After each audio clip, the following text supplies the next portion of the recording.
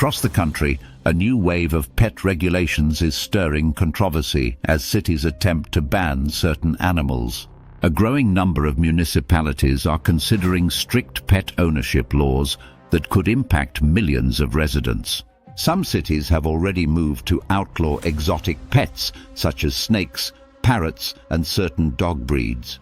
The justification for these bans often revolves around safety concerns, public nuisance complaints, or environmental risks.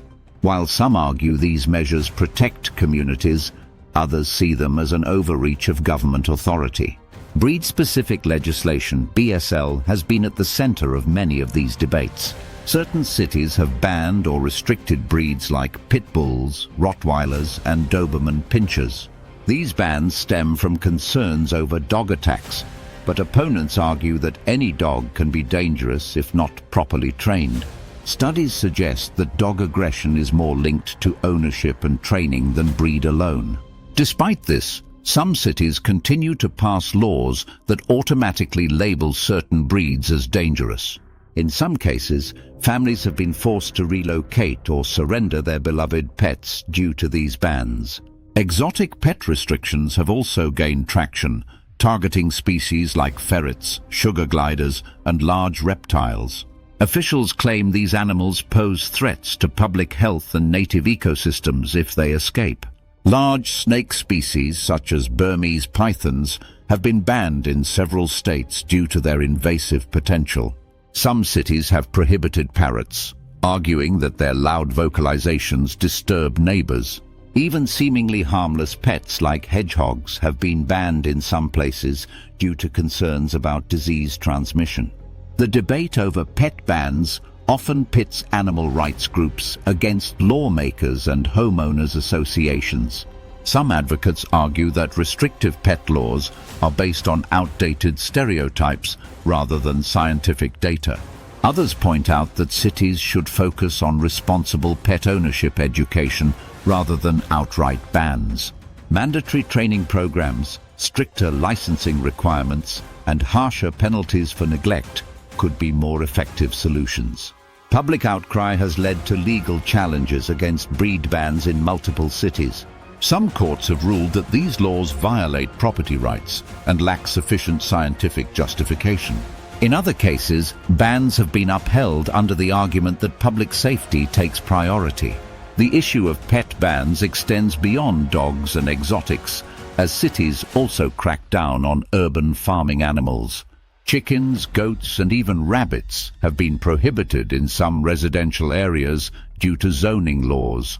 Urban homesteaders argue that these animals provide sustainable food sources and should be allowed in regulated numbers.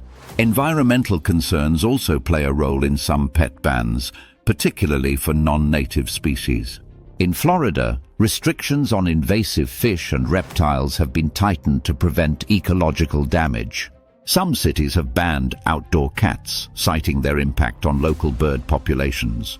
Certain fish and amphibian species are now restricted to prevent the spread of disease in local waterways. The debate over pet bans is further complicated by shifting attitudes toward animal rights. As pet ownership increases, so do discussions about ethical treatment, breeding regulations, and wildlife conservation. Some lawmakers argue that banning exotic pets prevents cruelty, as many owners are unable to meet their animals' needs. However, responsible exotic pet owners counter that education and licensing are better solutions than outright prohibition. The economic impact of pet bans cannot be ignored, as pet-related industries contribute billions to the economy. Bans on certain animals have affected pet stores, breeders, trainers, and even veterinary clinics. Some businesses have relocated to pet-friendly cities to avoid financial losses from restrictive laws. The push for pet bans raises questions about where the line should be drawn in regulating personal choices. Many argue that instead of banning animals outright, cities should focus on better enforcement of existing animal welfare laws. Poorly enforced bans can lead to underground pet trade markets, where animals are bred and sold without oversight.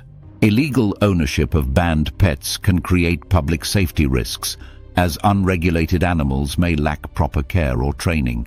Advocacy groups have successfully overturned pet bans in some cities through petitions and legal action. Public awareness campaigns can help dispel myths about certain breeds and exotic animals. The future of pet ownership regulations remains uncertain as new laws continue to be proposed. Some cities are considering banning more breeds, while others are moving toward lifting restrictions. Technology and DNA testing could provide new ways to assess a dog's behavior rather than relying on breed-based bans. Cities with strict pet laws have sometimes seen an increase in pet abandonment cases as owners struggle to comply with new restrictions. In some areas, shelters have become overcrowded due to an influx of banned breeds being surrendered. Pet insurance companies have also adjusted policies to exclude certain breeds, making it harder for owners to afford proper care. The debate over pet bans extends beyond legal and ethical concerns and into cultural perspectives on pet ownership. Different regions have vastly different attitudes toward which animals are considered acceptable companions.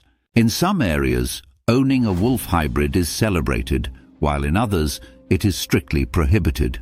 The fight against breed bans has gained international attention, with advocacy groups pushing for science-based policies instead of fear-driven restrictions. Some experts believe that future regulations should focus on individual pet behavior assessments rather than blanket bans. Lawmakers in some cities have started implementing behavioral assessments for dogs rather than banning breeds outright. These measures could provide a fairer way to regulate pet ownership without punishing responsible owners. Ultimately, the future of pet bans will depend on a delicate balance between public safety, animal rights, and personal freedoms. If cities continue down this path, the question remains, which pets will be next on the chopping block?